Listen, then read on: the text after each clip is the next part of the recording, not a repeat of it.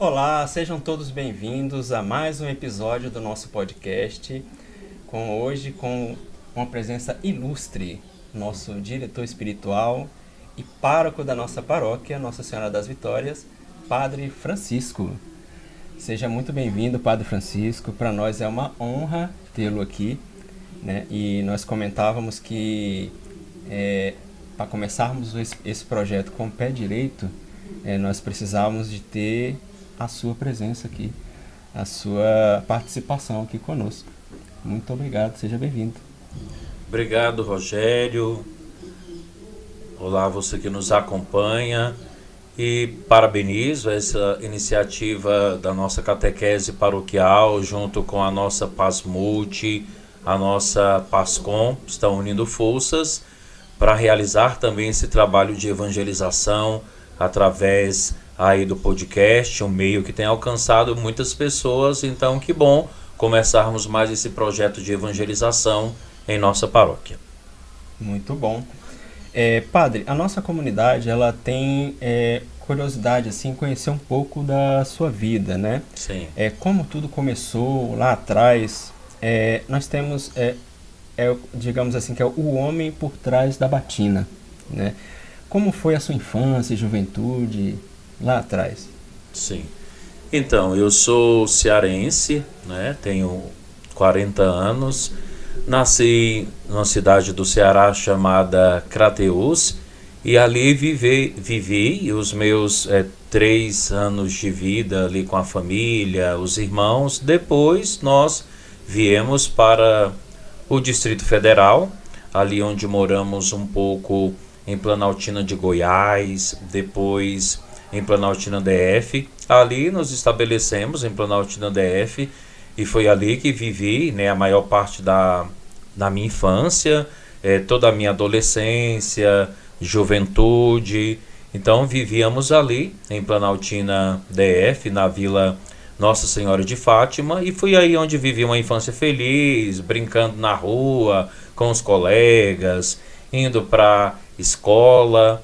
Nesse período ainda da infância eu não tinha muita proximidade com a igreja, tanto é que eu tinha recebido só o batismo. Eu sou de uma família católica, né? Mas assim, não uma família católica praticante, assim. Lembro-me de algumas vezes nós irmos à missa, algumas vezes acolhermos também grupos de novena na nossa casa para rezar, né, a novena, o círculo bíblico. E mais algo que é forte desse período da infância é a lembrança da minha mãe, que nos colocava para rezar o Santo Terço. Então, mesmo sem participar muito da missa ou de compromissos assim oficiais, diríamos, da paróquia, da igreja, mas essa experiência em casa com a minha mãe e os irmãos, eu fico marcado assim, ter na minha memória essa experiência de nós rezarmos o terço juntos. Foi aí que aprendi, então, também ter esse amor à Virgem Maria no período da infância. Muito bom. Então, começou desde berço, né? Tudo começou lá. E qual foi a origem do seu chamado ao sacerdócio? Como o senhor sentiu que estava sendo chamado a ser padre e como o senhor reagiu com isso? Então, aí já foi um pouco mais ali já na adolescência, porque como disse anteriormente, na infância não estava muito presente na igreja, mas quando eu tinha ali 14 anos, uma amiga me chamou para participar de um grupo de jovens que estava começando lá na nossa capela Nossa Senhora de Fátima, hoje paróquia Nossa Senhora de Fátima. Esse grupo acontecia na escola, inclusive a escola que eu estudei também em Planaltina, a escola Nossa Senhora de Fátima. E nesse grupo, os jovens ali meditavam a palavra de Deus, faziam alguma dinâmica, tinha algum momento de animação. E interessante que a primeira vez que eu participei desse grupo aí de jovens, no ano 2000, eu já senti alguma coisa diferente. Então aquilo ali foi tão bom, aquela experiência inicial foi tão positiva, que eu me decidi a continuar participando. Então a minha vivência na igreja e a minha entrada na igreja foi através de um grupo de jovens. E logo depois, assim, nesse mesmo ano, eu conheci também a Renovação Carismática Católica, que me despertou ainda mais para a experiência de fé. Lá na paróquia, aí já comecei a servir no grupo da liturgia, fazendo leituras na missa, fazendo os comentários. Então, eu me sentia muito bem na igreja. E agora, com muitos compromissos já realizados semanalmente. Tanto é que as pessoas começavam a dizer, você vai ser padre e tal. E no início, ainda não via aquilo como uma possibilidade. Mas aos poucos eu também fui me abrindo para aquela possibilidade, para aquela realidade, né, diante de pessoas que diziam, né, que percebiam em mim sinais da vocação sacerdotal. Eu comecei a me questionar também. E foi através de uma experiência de oração, de retiro, de acompanhamento vocacional, que eu realmente comecei a perceber que Deus estava me chamando não apenas para doar alguns momentos do meu dia, alguns momentos do meu tempo para Ele, mas a minha vida inteira, o meu tempo total consagrado a Deus. Então aí que eu percebo a origem desse chamado, né, nesse serviço, no grupo de jovens, na liturgia e também na participação ali na renovação carismática católica. Muito bom, legal. E a rotina de um padre não é fácil, mas muitas pessoas pensam que o padre só trabalha aos domingos. Não. Conta pra nós, como é a sua rotina durante a semana? Olha, a rotina de um padre é bastante exigente, empenhativa, né? Além dos compromissos com a missa, né, que é o principal da vida do padre, o atendimento das confissões e a Santa Missa. Ao longo da semana, ali no dia a dia, você tem que ter um momento para a sua oração pessoal. Então, normalmente pela manhã eu já faço a minha oração pessoal, o meu estudo bíblico. Aí varia um pouco a rotina, dependendo do dia, porque tem dias da semana que eu já tenho um atendimento de confissões pela manhã.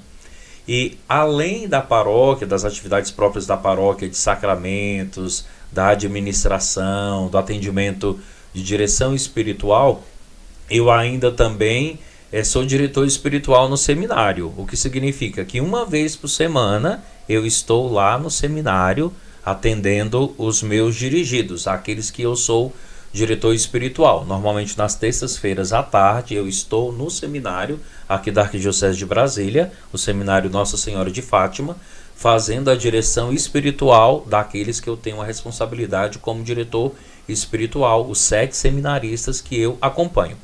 Além disso, ainda sou consagrado da comunidade Shalom, com muita alegria. Então, 2 vezes por semana, toda segunda e sexta-feira à noite, eu tenho os meus compromissos próprios como comunidade de aliança. Então, eu participo de uma célula comunitária, que é um grupo de oração, onde toda semana nós temos nas segundas-feiras formação sobre algum tema da igreja, do carisma, da doutrina, e toda sexta-feira é a nossa experiência de oração, o nosso momento de oração, onde nós vamos clamar o Espírito Santo diante das nossas diversas realidades. Então, é bastante variado, assim, mas é uma rotina bem empenhativa, mas graças a Deus que nos faz felizes também correspondendo à vontade de Deus. Legal, muito bem. A gente vê que não é só a missa aos domingos, né? Não. Então existe toda uma rotina. Sim. O que o senhor gosta de fazer nos momentos de lazer e horas de descanso que o senhor tem? Sim. Então, assim, nos momentos de lazer eu procuro ler alguma coisa interessante, gosto de ver bons filmes, tantos religiosos ou não, mas que tem uma temática interessante. Gosto de sair também com os meus amigos padres, com os meus amigos também do Shalom, para termos um momento de descontração, sairmos ao restaurante, a uma lanchonete, comermos alguma coisa aí. Então, basicamente é isso que eu vivo nesses momentos assim de lazer, de descanso, de descontração. Legal. Então quer dizer que o padre também tem uma vida social. Sim, com certeza. E qual a maior alegria e o maior desafio em ser padre nos dias de hoje? Então, eu percebo como grandes alegrias esse momento, por exemplo, de você reconciliar uma pessoa com Deus no sacramento da confissão. quando você está ali celebrando a Eucaristia de uma criança, de um adulto. Então, esses momentos assim sacramentais, eles trazem assim muita felicidade para o meu coração. Quando atendo uma pessoa, por exemplo, que há muitos anos não se confessava, e a pessoa ali se confessa, sai reconciliada, volta a comungar. Então o coração do padre exulta de alegria com essa realidade.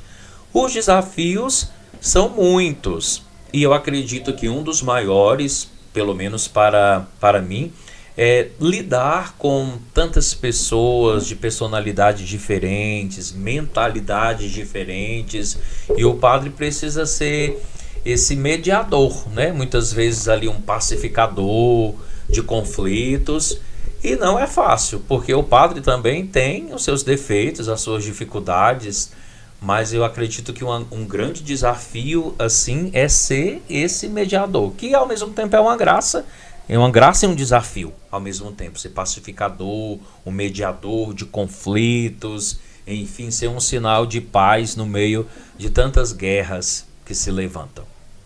Legal, muito bom. E o senhor, a comunidade olha o senhor assim como exemplo, né? E olha assim como um guia, né? Nesses momentos de dificuldade, em que mais precisa, eles sempre recorrem ao senhor para solucionar os problemas e qualquer outras coisas, né?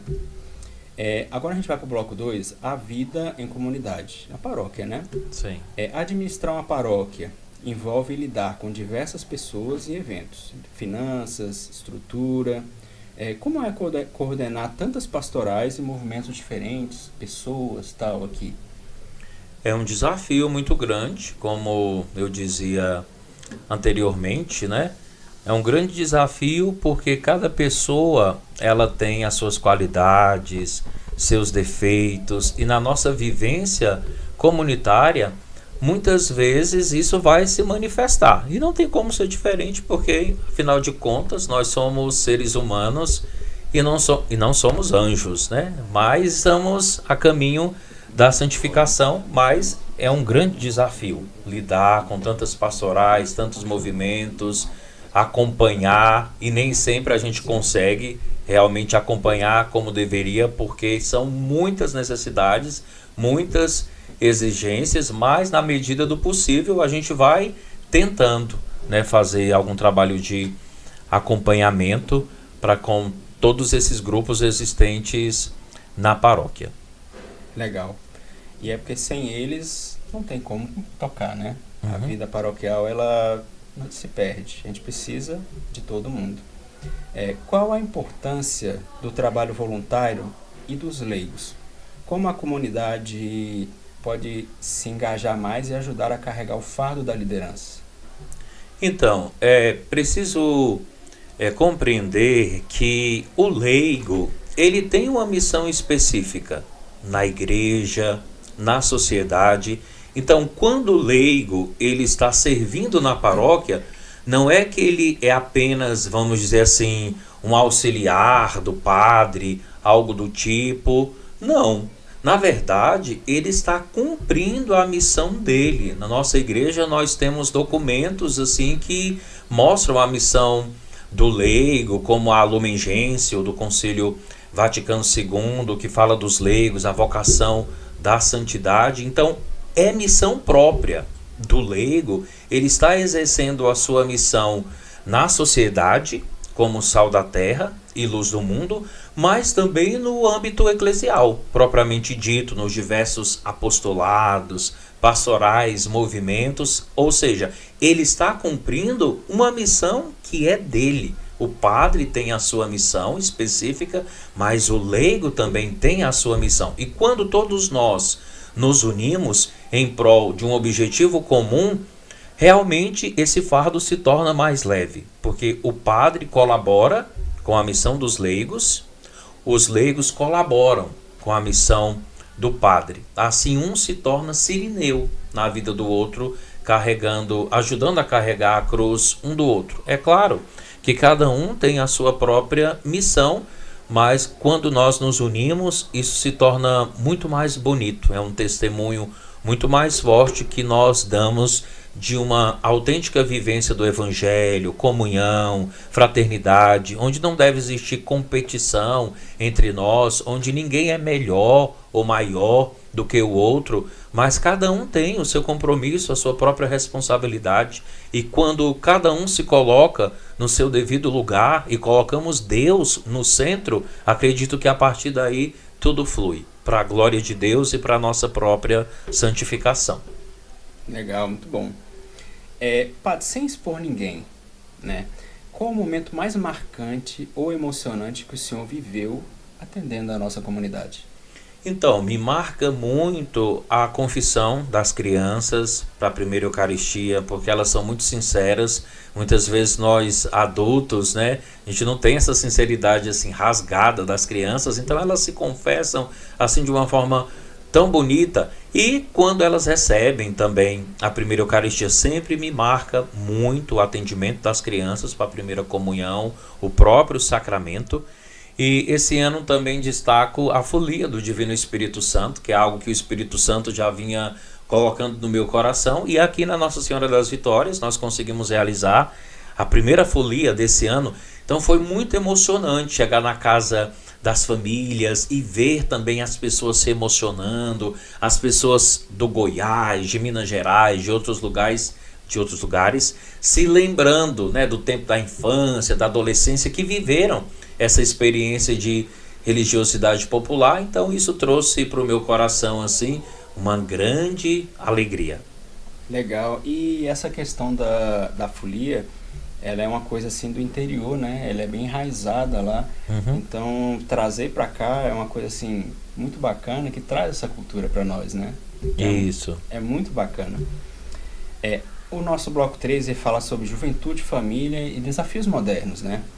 Hoje o mundo está cada vez mais conectado, mas as pessoas parecem mais isoladas e solitárias. Como a igreja pode acolher o diálogo com uma sociedade que vive no digital?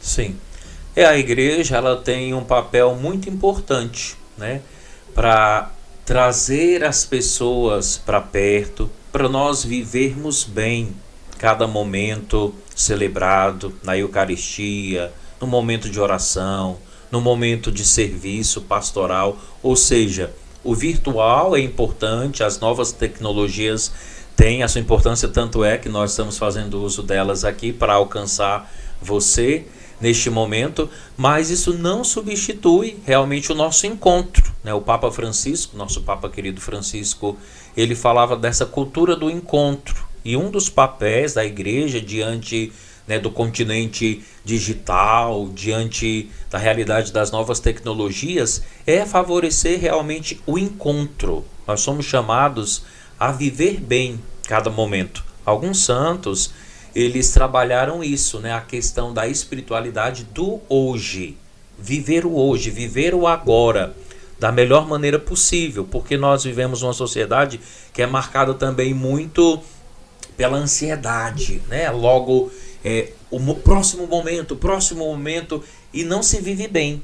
Verdade. O presente. Então a igreja tem esse papel de nos chamar a atenção para nós vivermos bem o momento presente e para nós constituirmos relações que não sejam superficiais. É claro que não necessariamente uma relação ali por uma tecnologia vai ser superficial, mas corre-se esse risco também. Quando a gente vive na nossa fraternidade, dos nossos serviços, nós vamos aprofundando também o nosso relacionamento com os irmãos. Legal. Os meios digitais hoje, eles vieram muito para facilitar a vida geral, né? E aí cabe a nós da igreja estar inserindo ali e poder estar trazendo esses jovens, essas famílias que usam o digital da melhor forma possível, né? Sim. Como podemos aproximar mais os jovens da igreja nos dias de hoje, né? A Sim. gente vê muito assim, acompanha muitos jovens na catequese, na crisma, muitos deles vêm assim meio que forçado, alguma coisa assim. Como é que a gente pode estar aproximando eles da igreja? Eu acredito que testemunhando sempre a nossa fé com beleza, com amor, não podemos ali com o desejo de aproximar os jovens, afetar a mensagem do Evangelho. Isso nunca, né? Sempre nós vamos transmitir a mensagem do Evangelho na sua íntegra e na sua radicalidade. E eu acredito que é até isso mesmo que desperta nos jovens o desejo de seguir, porque o jovem quer desafio, o jovem quer viver a radicalidade. E realmente, através de uma boa acolhida também isso favorece, é claro. Quando os jovens testemunham para os outros jovens o poder da fé, isso faz toda a diferença, porque muitas vezes o padre testemunhando ou outros leigos adultos não vai ter o mesmo poder de que outro jovem. Então, um jovem, ele tem o poder de evangelizar outro jovem. Então, acredito que através dessas realidades nós podemos ir aproximando os jovens da vida eclesial, da vida sacramental, através também dos diversos movimentos que nós temos na igreja que acolhem esses jovens. Aqui na paróquia nós temos o Encontro de Adolescentes com Cristo, o GESMA e o Manaim. Também são possibilidades dos jovens estarem se engajando em nossa comunidade paroquial. Também a Conferência Jovem Vicentina, os grupos próprios da catequese, como da Crisma, né? Ótimo. O que o senhor acha que a juventude busca? E como a paróquia pode ser tipo porto seguro na vida deles? Eu acredito que o jovem, ele busca um sentido da vida, né? Seja através de tá pensando ali no seu projeto de vida, uma profissão, uma vocação. E nesse sentido, a igreja, ela ajuda muito a pessoa a desenvolver um projeto de vida, a encontrar propósito, a continuar buscando, se ainda não encontrou, vamos dizer assim, o seu projeto de vida, mas através de todas as reflexões, os serviços evangelizadores, sociais, a pessoa vai tendo uma experiência também ali de se descobrir e de descobrir qual é o seu papel no mundo. Nesse sentido, a igreja ajuda muito a juventude a descobrir o seu propósito existencial e estabelecer um projeto de vida. Legal. A nossa própria comunidade, ela pode servir de espelho e exemplo para esses jovens, essas famílias, né?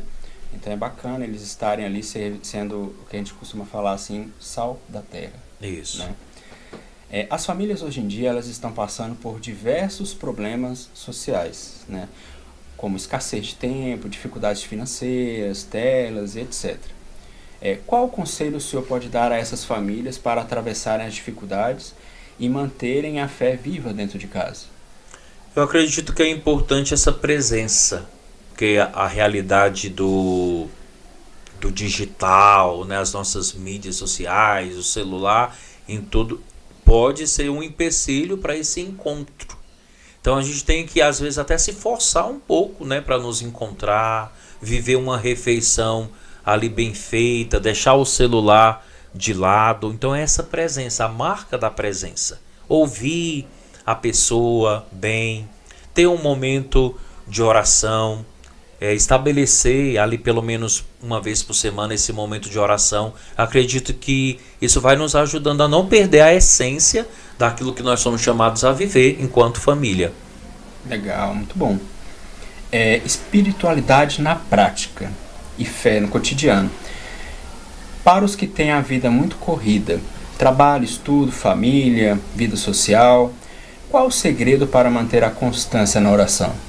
Eu digo duas palavras que podem sintetizar esta ideia: organização e determinação. Santa Teresa de Jesus, ela dizia: sem determinada determinação não se tem vida de oração. E aproveitar também as ocasiões. Por exemplo, eu estou indo para o trabalho de carro, já coloco ali o Santo Terço, uma oração, o Evangelho do dia para ir escutando, ou se tem a possibilidade de estar indo junto para o trabalho com a família, vão rezando o terço juntos, dão uma parada no dia para ler o Evangelho. Ou seja, mesmo com a nossa rotina corrida, nós podemos sim ter uma vida de oração, porque nosso Senhor Jesus Cristo, ele tinha uma rotina extremamente assim extenuante, diríamos. E o que a palavra nos diz? Em vários momentos Jesus se retirava para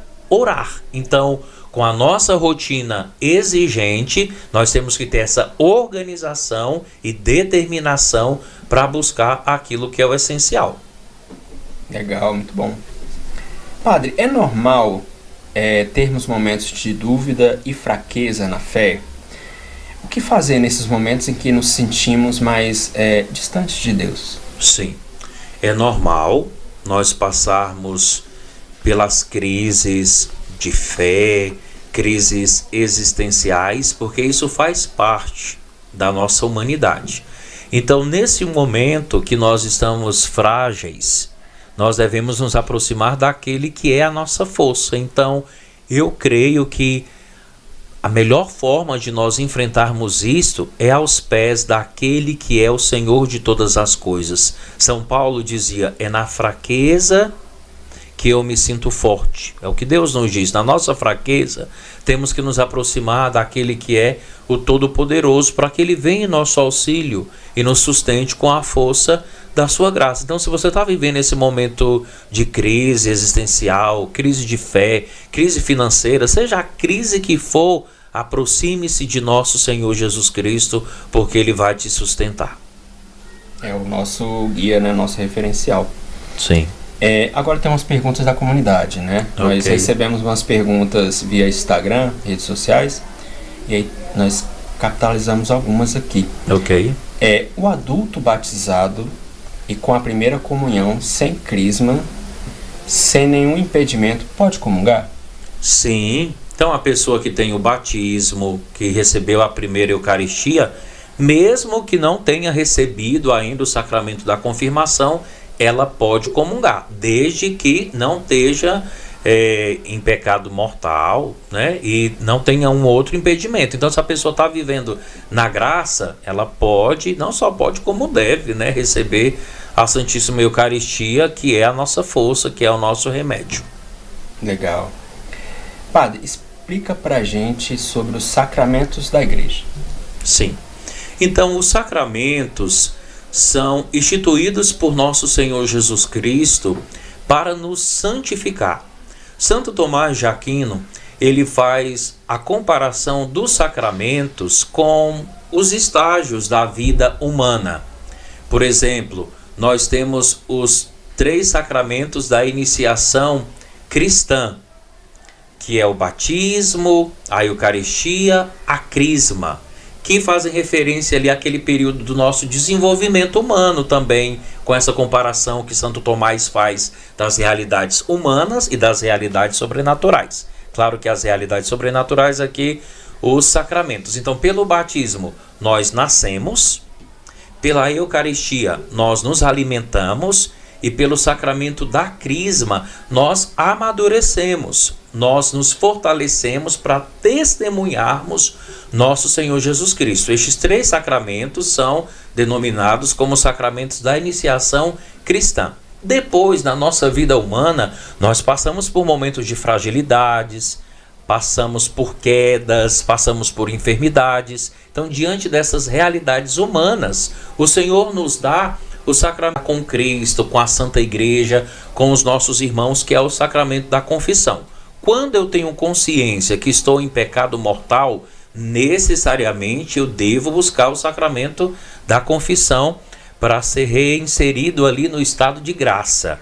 Quando eu passo por as enfermidades humanas, quando eu vou me submeter a uma cirurgia que existe ali um grau específico de atenção, a igreja me ensina, né, me instrui para que eu receba o sacramento da unção dos enfermos. Algumas pessoas pensam assim que o sacramento da unção dos enfermos é só para a pessoa que já está ali nas últimas. E não apenas. Quando um idoso, ele pode estar recebendo com uma certa regularidade o sacramento da confissão. Quando eu vou me submeter a uma cirurgia que requer, por exemplo, ali uma anestesia geral, eu posso receber a unção. Então, são sacramentos que a igreja nos dá para nós permanecermos na graça. E o ser humano trabalha, ele serve, naturalmente falando. Isso na ordem da graça corresponde aos sacramentos de serviço, que é o sacramento do matrimônio e o sacramento da ordem. O sacramento do matrimônio é a união entre um homem e uma mulher que prestam o mútuo consentimento de viverem unidos até que a morte os separe. Estão abertos a acolher os filhos que Deus lhes der, educando-os na lei de Cristo e da Santa Igreja. E o sacramento da ordem, o sacramento que o padre recebe. Jesus, que na última ceia instituiu a Eucaristia e ao mesmo tempo o sacerdócio e disse: fazei isto em memória de mim. Ali, no momento da instituição da Eucaristia, Jesus está ordenando os primeiros bispos da história da nossa igreja. E a partir deles, nesta linha ininterrupta da sucessão apostólica, nós temos os nossos bispos e os nossos padres, que são representantes legítimos de Cristo, que estão aqui nesta terra para governar, para santificar, para conduzir o povo de Deus de acordo com o próprio Cristo, o bom pastor. Muito bom, legal. Padre, em sua missão, qual a maior dificuldade? Na minha missão, acredito que a maior dificuldade, eu até já destaquei aqui, que é lidar com tantas pessoas diferentes, administrar tantas situações difíceis, complexas, muitas vezes, e ser um sinal de Deus em meio a tudo isso. Muito bom. Tem mais uma. Padre, poderia explicar sobre as palmas durante a missa? Já li sobre ser indevido e também que, como se tornou um costume no Brasil, não teria problema. Sim. Então, essa questão das palmas na missa dá muito pano para manga, diríamos assim. Mas é interessante nós observarmos o quê? Aquilo que é a realidade da Santa Missa. Alguns têm a mentalidade que a missa é apenas sacrifício. E com essa mentalidade que está correta, mas não está completa, ok? Alguns então com essa mentalidade de que a missa é um sacrifício, então não se pode bater palmas na missa porque a missa é o sacrifício de Cristo. E de fato é o sacrifício de Cristo. É a renovação do sacrifício de Jesus no Calvário. Todavia, a missa não é apenas sacrifício. A missa é sacrifício, é banquete, é memorial, é festa. Na missa, nós celebramos a paixão, morte e ressurreição de nosso Senhor Jesus Cristo. Sendo assim, tem momentos específicos da missa que nos chama mais ao recolhimento, à oração, mas tem momentos mais festivos, celebrativos, que quando nós batemos palmas, e eu sou adepto das palmas porque sou de uma comunidade carismática, mas as nossas palmas é expressão de louvor, de adoração. Em hipótese alguma, nós estamos ali ultrajando o sacrifício de Cristo ou desprezando o sacrifício de nosso Senhor. Pelo contrário, nós estamos reconhecendo que Deus nos ama com um amor infinito a tal ponto que na Santa Missa eu preciso celebrar também a ressurreição de nosso Senhor. Legal, então pode bater palma, viu, gente? Então, vamos lá.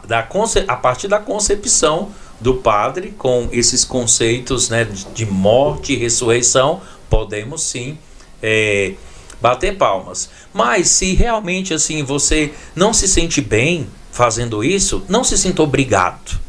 Porém, também não vamos fazer disso uma bandeira ideológica, porque alguns não batem palmas e querem impor que todos os outros não batam palmas. E ali no momento que as pessoas estão batendo palmas, você pode estar perdendo a graça, porque não está vivendo bem o momento, está julgando o irmão. Então, assim, se você bate palmas, bata palmas, mas com consciência e com expressão de amor e de adoração a Deus. E se você não se sente bem fazendo isso, fique no teu recolhimento, mas vivendo bem esse momento que você é chamado a viver. Entendeu?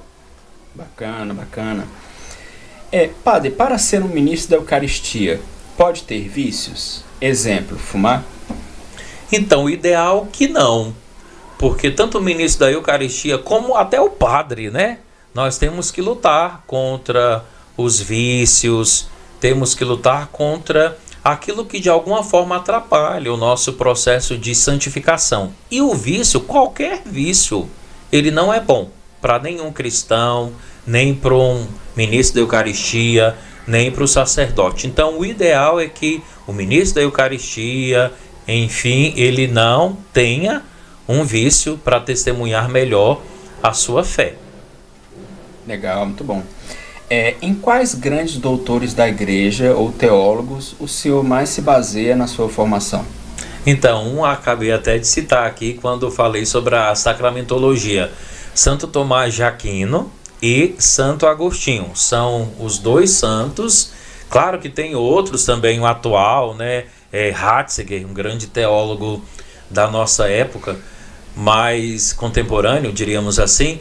Mas os que eu mais me baseio, que mais me inspiro assim, na pregação, tanto é que muitas vezes vocês podem ver eu citando Santo Tomás, Santo Agostinho. Então eu procuro realmente me basear nesses grandes doutores e santos da nossa igreja que deixaram um legado assim muito profundo. Tanto é que a doutrina católica, a doutrina do nosso catecismo, ali grande parte ele é base. A doutrina católica é nesse aspecto assim da formulação teológica, né? É baseada tanto em Santo Tomás como em Santo Agostinho. São grandes referências, né? Com certeza. Que a gente tem hoje em dia. Eu era evangélica, mas voltei a ser católica. Preciso me batizar de novo? Seja bem-vinda, então, à Igreja Católica. E como posso explicar essa pergunta? Depende. O que precisa ser feito? Nós precisamos fazer uma investigação do seu batismo em relação à validade do seu batismo. Porque tem batismos que a Igreja Católica reconhece como válidos de algumas denominações evangélicas. Então o que precisa fazer é isso. Então se você já é batizada validamente na igreja evangélica e a Igreja Católica reconhecer esse batismo, você não precisa ser batizada novamente. Você precisa fazer o quê? Uma profissão da fé católica, que pode ser feita em alguma missa, em algum momento com um padre. Você então faz a profissão da fé católica. Entendeu? Agora, se o batismo lá na evangélica for inválido, aí sim você precisa ser batizada na Igreja Católica. Então isso é feito através de uma investigação. Então o que eu te aconselho é procurar o padre para ele entender os pormenores e dar a devida orientação diante dessa situação. Legal. Então a solução aí ela vir e procurar diretamente o sacerdote. Né? Exatamente. Padre, se não conseguir ir à missa presencialmente, mas assistir à transmissão, é pecado? Depende. Por quê? A pessoa que tem condições de ir à Santa Missa e não vai, ela participa ali pela TV, ela cumpriu o preceito? Não cumpriu o preceito. Quem tem condições de ir presencialmente tem que ir presencialmente. Agora, por exemplo, um idoso, a pessoa está enferma, é muito idoso, não tem condições de ir para a Santa Missa. Ela participando pela TV, ela está pecando? Não. Porque aí depende também da condição da pessoa, entendeu? Na dúvida, venha para a missa. Com certeza. Padre, quem é de outras religiões não tem os sacramentos. Sendo assim, elas vão para o inferno? Então, tem um princípio que fora da igreja não há salvação. O que nós podemos compreender com essa expressão? Que a igreja fundada por Cristo é o meio ordinário de nós alcançarmos a salvação. É claro que Deus, ele é o justo juiz e Deus vai avaliar todas as situações. Talvez a pessoa não conheceu a Cristo, a doutrina cristã, e o Concílio Vaticano II nos diz que as pessoas que mesmo sem conhecer a Cristo, mas deixaram-se conduzir pelos ditames ali de uma consciência moral, ética, procuraram fazer o bem, viver a honestidade, essas pessoas podem chegar à salvação. Mesmo que elas cheguem à salvação, de alguma forma não, elas estão sendo salvas pela igreja, através da igreja, porque Cristo concedeu à igreja essa missão de ser depositária dos bens da salvação. Então a gente não pode dizer que uma pessoa que é de outra religião, ela já está condenada ao inferno, ou ela vai para o inferno, porque Deus é o justo juiz. Então tem alguns critérios aí para serem avaliados do ponto de vista humano, mas claro que do ponto de vista aí do desígnio de Deus, ele tem os seus desígnios e ele é o justo juiz para poder acolher uma pessoa na vida eterna. Legal, muito bom. O senhor sente solidão em alguns momentos por ficar longe da família? Não sinto solidão. O conceito de solidão, ele é diferente de solitude. Então, o padre, no meu caso, eu não me sinto só, porque tanto é que meus irmãos moram aqui no DF, alguns deles, né? Então, quando necessito visito, eles também vêm me visitar aqui na paróquia. Meus pais moram no Ceará, mas sempre a gente está ali em diálogo. Eu vivo a solitude. E o que é a solitude? É estar bem sozinho. Então eu gosto de estar sozinho. Às vezes eu até rezo para que chegue logo esse momento de eu estar sozinho, né? Descansar um pouco, ler, rezar. Então eu não vivo a solidão, eu vivo muito bem a solitude. Legal, legal. Quais são as suas maiores tentações? Olha, a minha maior tentação é em relação à minha própria personalidade, porque eu não sou fácil, né? Não sou um ser humano fácil, então às vezes tenho que fazer mortificações para realmente viver a acolhida do próximo, não dar uma resposta assim na lata, porque eu sei que isso não é nem cristão, mas às vezes sou tentado, muito tentado a dar respostas assim muito rápidas, né? Sem pensar, enfim. Então acredito que uma grande tentação em relação à minha própria personalidade, temperamento, né? Considero que eu não sou fácil, mas rezem por mim, estamos trabalhando aqui para que a obra de Deus possa ser realizada em mim. Legal, legal, muito bom. A última pergunta, né? Hoje a gente vive um período de Copa do Mundo. Ok. Né? O Papa Francisco, ele era simpatizante do São Lourenço, Sim. Da Argentina, né? Uhum. E o Padre Francisco? Tem algum time do coração? O Padre Francisco é flamenguista.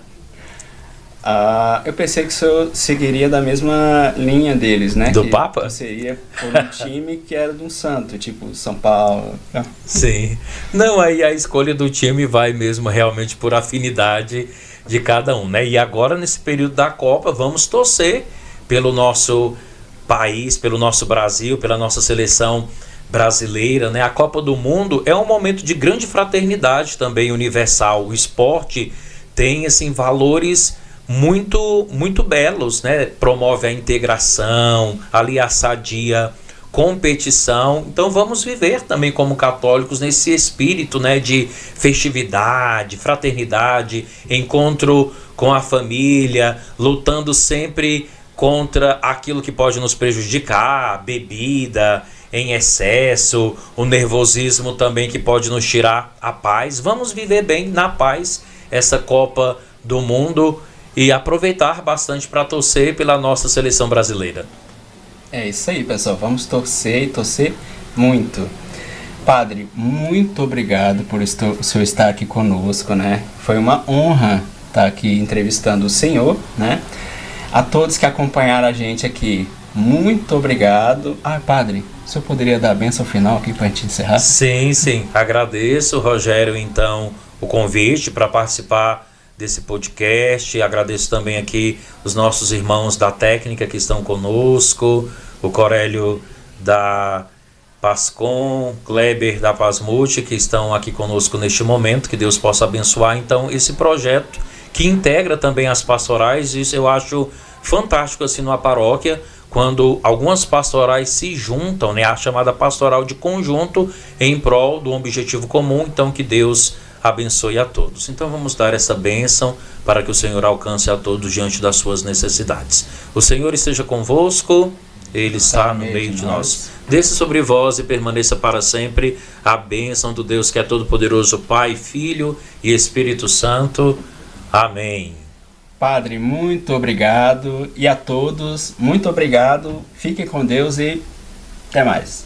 Amém.